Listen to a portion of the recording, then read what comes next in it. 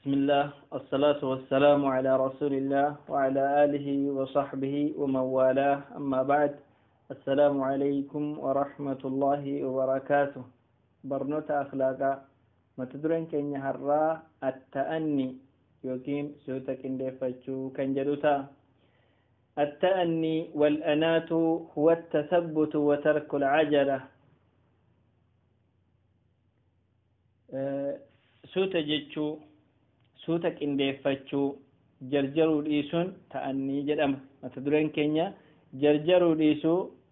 suuta qindeeffachuu kan jedhu ta'a egaan kana laachisee rabbi subhanahu wa ta'ala qur'aana keessatti haala baay'eedhaan akka nuti suuta deemnu nu gorsa san keessaa tokko yaqulu ta'ala yaa ayyuhalladhiina aamanuu إذا ضربتم في سبيل الله فتبينوا ولا تقولوا لمن ألقى إليكم السلام لست مؤمنا يرو لولاف ديمتن نموت ولي أدان اسنين بهو أبن يا ور ربي تيمنتن نموت يرو لولاف ديمتن نموما كمينو لولودا في أريفتنا أدام بافدا نما سلام تاسنين جديني أتي مسلمة متين جدينا addaan baafadhaa jechuutiin akka nuti suuta qindeeffannu nama lolamuu qabuu fi nama lolamuu hin qabne yookiin ajjeefamuu qabuu fi hin qabne akka suuta qindeeffannu nutti hima akkasumas rabbiin akkana jedha seenaa nabiyullah Yusuf alayhi salam yeroo dubbatu وقال الملك ائتوني به فلما جاءه الرسول قال ارجع إلى ربك فاسأله ما بال النسوة اللاتي قطعن أيديهن نبي الله يوسف عليه السلام إجمعنا هدا وجاوي تري وجا سديول أتشكيس تري موتين بيجتا فرعون أكني من هدا كيسا بهيد وفو قافته نبي الله يوسف وجام مكان من هدا تري جده هنجر جره لكي دبرتوني وريهركو في چرانسون وإن جرى مالتي بيدكيتي غافدو كان كل فدو كتو جد سوتك إن دفت نبي الله يوسف عليه السلام وانجرو كل فتشوف جتشو أكسم ربين من صفات الله تعالى صفة رب الرادا دعاكم تيجر رب وان هجتو سوتان كان هجته صفة ربتي كان كيسا مال جلني دبتو لموني هو الذي خلق السماوات والأرض في 6 أيام ثم استوى على العرش رب نساء لفا في سمي قياجها كيس أوميجد رب دندار قياتك تأي جنان تاتي هندمتو سوتك انديس قياجها جري وانت المام مكيسة أومي رب آيان دبلتا كسر يا أيها الذين آمنوا إذا إن جاءكم فاسق بنبأ فتبينوا ليش أن تصيبوا قوما بجهالة فتصبحوا على ما فعلتم نادمين يا ور أمنتن يونمني بدان توك نمني فاسقة توك أدوف وليس نتفده سوت أدبا فدا أدوسنا أكا وتم بيك ولا لمسان نكتني مبرات اكتني بوده هنقابني فدبا فدا أجدا qabxiin kun qabxii baay'ee nu barbaachisu hayaata keenya keessatti akiraa keenyaafis duniyaa keenyaafis oduu dhageenye akkuma jirutti qilleensa irra kaafna yaa wanti jiru barnoonni kana duukaa nu dhufaa jiru kun inshallah sirriitti qabxii kana nu ibsa jedheen amana رسول ربي عليه الصلاة والسلام قرآن كان يرو إبسن يرو حاله هجت تجرمو أغرسيسن هدودا kanneen suuta deemuun yookiin suuta qindeeffachuun bu'aa qabaachuu ibsan keessaa hadisni tokko hadisa ashajj ibn abd qais ture rasuulli rabbi alayhi salatu wassalam yaa ashajj abd qais haala lama kan rabbiin sirraa jaallatu qabdaa jedhanii dubbatan isaan keessaa inni tokko al-anaatu suuta qindeeffachuudha dallansuu liqimsuu fi suuta qindeeffachuudha bu'aa kan nuti asii barbaannu suuta qindeeffachuu kanadha رسول ربي عليه الصلاة والسلام ورب النمتش كان الرجال أتتؤد كان سان إفسن حديث دبلتا كيست مالجر رسول ربي عليه الصلاة والسلام سوت جدنيك اندفتشون والرب إنما وفق رب الرانا ما دفا جرجرني ولله قد مو شيطان الراد فاجر رسول ربي عليه الصلاة والسلام سوت ديم سلمون كما حسن الحديث الألباني رحمه الله. ترجم الربي على نبي الله يوسف دبتني عليه السلام وتو أنا تأجدا أما نبي الله يوسف من هيدا تريوتو نمني كتو بيجدنا غافترته أنسلا دفن متشدوكا بحمله إن غافت دون تري كان جتشون جد علمان كما قال القاسمي إرجم الربي سوتا إن دفتشو يوكي سوتا دي موسى رت إساف فارس إرجم الربي نبي الله يوسف نيجر كان في سفار سيجر نيفس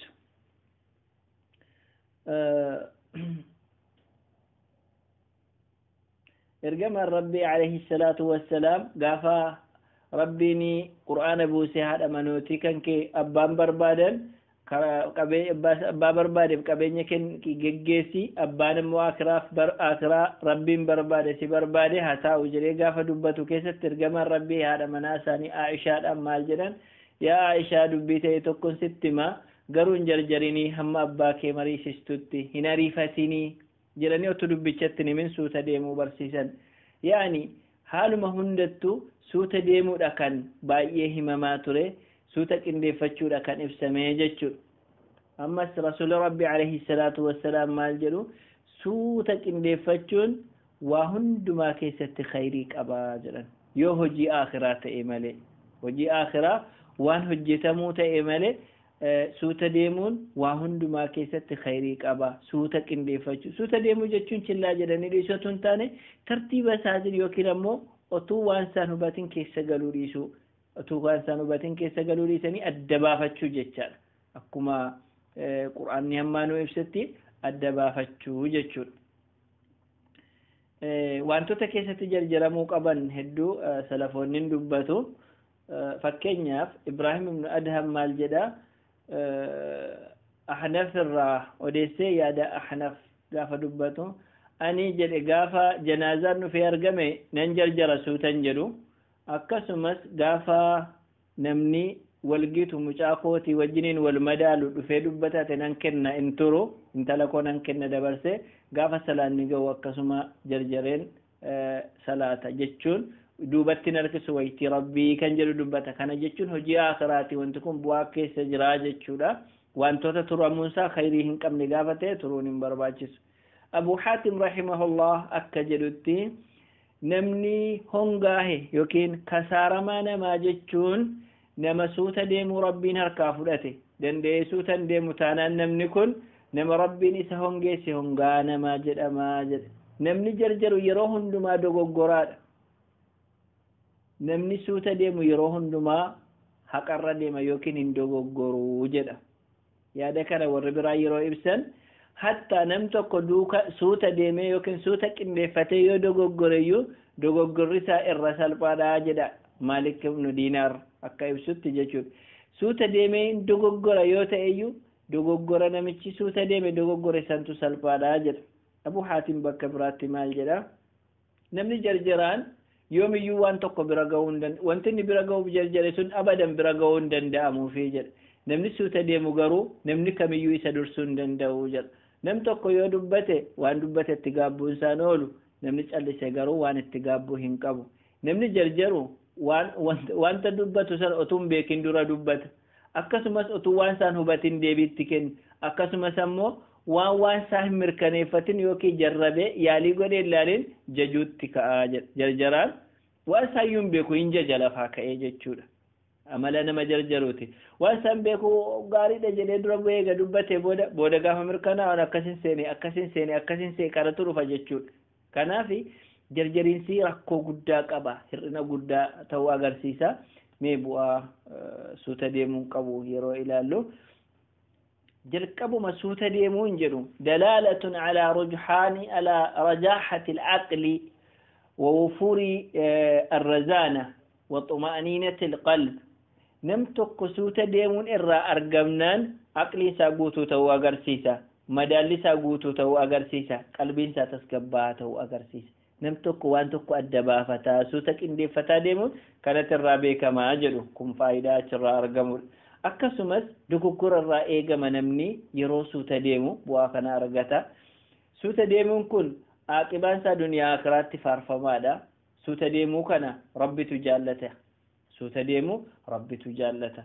jarjariinsa irraa nama eega. jarjariinsi immoo hojii sheexaanaa ture. kanaaf bu'aa suuta deemurraa argamu ta'a. inni kun jechuudha. mee suuta deemuun fakkeenya akkamii faarratti suuta deemamaa? ayatoota ragaalee tokko qabachuutiin maalirratti akka suuta deemamuu qabamu ilaaluu yaalla. waan baay'eetu kan keessatti suuta deemamudha. rasuulli rabbis alayhi salaatu wassalaam wama hundarratti suuta deemuun khayrii qaba waan akiraa malee jedhanii jiru. fakkeenyaaf inda dhihaabi ila salaati nam tokko gara salaataa yeroo deemu suuta deemuu qaba. kanaaf rasuulli rabbi alayhi salaatu wassalaam iqaamaan jedhamnaan jedhu gaafa iqaamaan jedhame suutumaan gara salaataatti deema waan qaqqabattan salaataa waan darbetti guuttadha jedhu. inni kun iqaamaan jedhamutti daangaa kanaaf suuta deemuudha. inni lammataa attaan ilmii barachuu keessatti barnoota ilmii keessatti suuta deemuun barbaachisaa. kana jechuun lafa kaa'anii torbe walitti qabanii dhiisanii jechuu osoo hin taane har'an aalima ta'a hin jedhamu. har'a waa hundumaa fixee qulqulleessee lafa kaa'an jedhamu. kanaaf rabbiin maal jedha ergamaa isaatiin laa tuharrik bihi lisaanaka lita'jala bihi. ammuma jarjaree waan jibriil jedhu hunduma isaa haffaza jettee arraba keessa sochoosini callisii dhaggeeffadhu nutu sii galchaa jedheeti akka suuta deemuu qaban ergamaa rabbiitti dubbate rabbiinii jechaadha. kanaaf suuta baratama. barnoonni suuta baratama jechuun har'a tokko bor lama akkas jedhaa daddabalataa deemama malee har'uma kan xumuramuu miti. har'uma ka'een baradhee fixan jedhamu hamma fedhe qo'annoo yoo godhe yoo bahasii godhe har'a bakka ga'uu hin danda'u. kanaaf barnoota ilmii keessatti namni suuta walirra buufataa sammuusaa guddifataa deema. kun kan suuta deemuun barbaachisu keessaa isa lammaffaadha. inni sadaffaan nam tokko yeroo diina isaatiin wal qunnamu dirree lolaatti suuta deemuu qaba. kanas rasuulli rabbii alayhi salaatu wassalaam suuta deemaniiti kan lolaa turan. wama kamittuu mormis yoo ta'e maalis yoo ta'e inni kun ta'uutti jiraata. inni afraffaa kun baay'ee waan namatti toluu fi waan nu ilaallatu sirriitti yeroo keenya wajjin deemuudha. inni kamuu nu wajjin deema yaa mata duree keenya ilaallata. inni kun maal inni wantoota ifaan taane mormuu keessatti inkaara gochuu keessatti. fakkeenyaaf wanti kun sirrii moo sirrii miti yookiin halaala moo haraam yookiin immoo akkasuma jechuudha dogoggora moo qajeela jedhamee waan yaada lamaanuu of keessaa qabaachuudhaaf malu waan yaada lamaanuu of keessaa qabaachuudhaaf malu irratti daddafanii mormii gochuu dhiisu. iddoo kanatti suuta deemuu barbaachisa. rasuulli rabbii alayhi salaatu wassalaam nabiyullah muusaatiin seenaa sana keessatti xinnoo komatanii turanii. kana jechuun maal jedhan ture otuu calliseera ta'eeti nabiyullah muusaan otuu calliseera ta'eeti gaafa kadrii wajjin deeme silaa waan baay'ee irraa nuun gaha ture jedhaniitu hawwani ergamaan rabbii. kana jechuun khadir nabiyullah muusaa barsiisuuf rabbiin itti erginaan wajjiniin deemaa turan. khadir waan rabbiin isatti beeksisedha kan inni hojjetaa deemu. nabiyullah muusaan ammoo ilaalanii kun ukkoo rakkisaadha akkamitti akkas goota maaf akkas goota akkamitti akkas ta'a jedhanii jala dhaabbataa turan. walii galanii immoo qajeelan gaafa duraa waan tokko natti hin dubbatin waan hojjedhu booda sitti maa jedhaniitti dubbatee ture khadir. laakiin nabiyullah muusaan gochi sun isan obsisiifne itti ori'aa yookiin harkatti qabaa ture. booda keessa egaan waada akka sharxiin keenya diigamee jira akkasumattiin adda baanaa jedhame hamma argatan qara'anii nabiyullah muusaan biraa deebi'an. asirratti otuu obseera ta'e silaa waan jiru irraa waan baay'ee nutti hima ture jedhaniiti dubbatani. asitti wanti khadir hojjete kun bu'a qabeessa hundumti isaa gaafa inni hiikatti laatu. nabiyullah muusaan garuu wanti kun akkas ta'e isaanitti mul'anne akka biraa ta'etti isaanitti mul'ate jechuudha. gabaabumatti wanti kun sirrii miti jedhamee gara lamaaniifuu malu gar tokkotti citee ifaan taane yeroo inkaara godhamu yeroo mormamu suuta deemuun namarra jiraata. ariifachuun namatti hin jiraatu. jaaniba yookiin kallattii ilaalee morme tokko mirkaneeffatee mormuu qaba namni bala'u jedheetti galuun qabu jechuudha. inni kan biraa yeroo namatti dubbannu yeroo namatti dubbannu kan keenyuma iyyinee lafa garagagalchoo osoo hin taane suuta jennee kan keenya qulqulleeffannee dubbachuun namarraa eegama dubbii keessatti suuta qindeeffachuu maaliif jennaani Aisha radiyallahu anha nabiyyi rabbi alayhi salatu wassalaam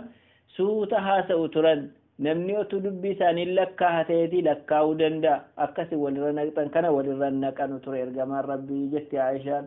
radiyallahu anha egaan namni suuta jedhee waan dubbate beeku tokko isa miti namni isa dhaggeeffatu waan inni dubbate beeku tokko dogoggora isaa sirrii isaa addaan beekan sirreeffata akka fuula duratti kisaaraa keessan buune hin hongoofne rabbiin isa hin qabne isaaf ta'a jechuudha inni kan biraa yeroo waan wal dhabame tokko mormiin yeroo geggeeffamu gidduu mormii kana murtii kennu inni tokko yoo waa dubbate asumaan ayati sirriidha isa kana balleesse otoo hin jedhin dura lamaan isaa wal bira qabanii ilaalanii ka'anii murtii dabarsuuf suuta jechuun akkasumas ammoo nama waa balleesse irratti adabbii geggeessuu keessatti suuta deemuun baay'ee barbaachisaa ta'a kun gochaa salafootarraa hedduutu argama baay'ee iddootti nama barbaachisu ta'a jechuudha obboleeyyan egaa qabxii akka fakkeenyaatti ka'anidha kun qabxii akka fakkeenyaatti ka'anidha ani isa kam keessatti hin jarjaraa isa kam keessatti suuta deemaa waan jedhamu ilaaluu nu barbaachisa maaltu suuta deemuu nu dhowwa jalqabuma isaa nam tokko yoo dallanee jira ta'e gaddeera yoo ta'e garmalee gadda keessa jira taanaan obsan qabu waan barbaade dubbataa waan barbaade keessa gala kunis sahaabotarraa argamee ture gaaf tokko Abu Zarri ori'ee garbicha isaa tokko arrabsinaani ati jaahilummaa si keessa jira aadaa kufriitu si keessa jira jedhanitti dubbatanii ergamaan rabbi kanaaf dallansuu fi gaddi cimaan akka nuti waan ariifannu nu taasisa inni lammataa bu'aan argamuu qaba waan hojjenne ammuma waan safirii isaa arguu qabna yoo jedhu namni kun akka jarjaru isa taasisa qabxiin sadaffaan kun baay'een wajjiniin kan deemtu tokko taatee argamti sunis maalinni nam tokko chillaa baay'ee yookiin nama danta dhabeessa sanafi yoo ta'e kashalabbee yoo ta'e akka suutan qindeeffanne isa taasisa kana jechuun maalinni waan isarraa eegamu yeroo isarraa eegamutti akka isarraa eegamutti hin raawwatu yoo ta'e gaafa yeroon nume dirqama isatti ta'a hojjechuu raafiinsi hin jiru gaafa kana waa meeqa wal keessa fuudhan jarjara waan sana isa dubbatamu ta'e isa baratamu ta'e isa hojjetamu ta'e isa kam ta'e akka inni suutan deemne godha inni kan biraan nam tokko shahawaa isaatiif fedhii isaatiif yoo owwaatee kee akkuma shahawaan isaa isa waamtetti owwaatee yoo ka'e suuta qindeeffachuu hin danda'u kanaaf shahawaan yeroo baay'ee gaddatti nama waama yeroo sana waama shahawaan isaatti isa waame faana bu'ee yeroo booda deebi'ee akka gaabbuu isa taasisa ni shanaffaan maalidha nam tokko nama beeku nama waan sana hubannoo qabu mariisisuu dhiisuun akka jarjaree waan hin taane keessa bu'u isa taasisa kanaafu sababoonni kun sababa akka nuti obsa yookiin ammoo suuta qindeeffachuu hin dandeenye nu taasisan ta'a kana godhachuuf ammoo suuta kan deemnu akka taanu ta'uuf du'aayin isa barbaachisaadha rasuulli rabbii alayhi salaatu wassalaam yaa rabbi haala gaariitti na qajeelchi namni haala gaariitti nama qajeelchu hin jiru si malee yaa rabbi haala hamaa narraa dhowwi wanti haala hamaa namarraa deebisu si malee hin jiru yaa rabbi narraa deebisu si malee hin jiru jechuutiin rabbiin kadhatan egaan haala hamaan jarjaruudha jibbisiisaadha inni kun haalli suuta deemuun bareedaadha kanaaf ammoo rasuulli rabbii alayhi salaatu wassalaam atuu rabbiin haalli kee haala guddaarra jirta jedhuuni kana kadhatan inni lammataa itti gala jarjariinsaa ilaaluudha namni jarjaree afaaniin darbee waan meeqa dubbatee isa tokko arrabsee isa tokko nan danda'a jedhee isa silaa dhaggeeffachuu qabu dhiisee isa namni dubbatu dhiisee lafatti gallisaa kisaaraadha yoo dubbiin isaa bu'aa fidus ta'e hin dadhaba namni kun yeroo iyyaa oolu faayidaa irraa argatu hin qabu itti gala isaa ilaaluudha inni sadaffata sifata rabbii beekuu qaba namni kun sifata rabbii beekuu qaba asmaa rabbiitii fi sifaata rabbii maqaa rabbii keessaa inni kan rabbiin jarjaruu dhiisee suuta deemu ta'uudha kan achirraa hubatamu inni kun yeroo achi ilaalamu rabbiin inni danda'anu suuta waa hojjechuu isaa yeroo hubatu namni takhalluqa godhata amala godhachuu yaalasa kana jechuudha inni biraan seenaa nabiyyootaa seenaa nabiyyi akka isaan obsaa turan akka isaan fuula dura laalanii sammaa liqimsaa turan irraa hubachuun ni danda'ama salafoonnis akkuma kana warra beekumsa qaban mariisisuun akka nuti suutuma waan hojjennu qindeeffannee deemnu nu taasisaa jechaadha egaan walumaa galatti suuta deemuun ijoo fi bu'uura jireenya diinii keenyaa fi hojii keenyaa ta'a. Haasaa keessatti keessumatti oduu namarraa darbu keessatti keessumatti waa'ee nam tokko yeroo suuta deemuu dhabu waan isa mudatu ilaalchise kanneen keessaa namni yoo itti jarjare bu'aan ala kan inni ta'u fakkeenyaaf fatwaatti jarjara yoo ta'e namni fatwaatti jarjaruun jedhu jalqabu nam tokko gaaffii gaafatame deebisuuf ibsa gochuuf ofii gaafatee yerootti ibsu qaba. Amma jamaan keenya namni keenya ofumaa gaafataa ofumaa fatwaa gochuu barbaada. Isa kanarratti inni kun alaamatul jahali jedhu mallattoo wallaalumsaati. Fatwaatti jarjaruun mallattoo wallaalumsaati. Inni kun jahali alaamatul jahal. السرعة العجلة بالفتوى هو علامة الجهل أكسر ملتو ولا لمات بيكم سكبوتو تي إذا نبني بران كنو بيكم سسر أرقتو إيجتيتو إذا أف براك أبو وجني والاستئداء فايدة أرقت لا كان كومالا جلين إني أتاليك يقولكن علامة جهله نفهم منه أنه جاهل إيقال ربي نما سوت ديمو نما براتو نما فيدمو نما جالل ربي أرقتو أخلاق ربي جالتو سنة نما قباتو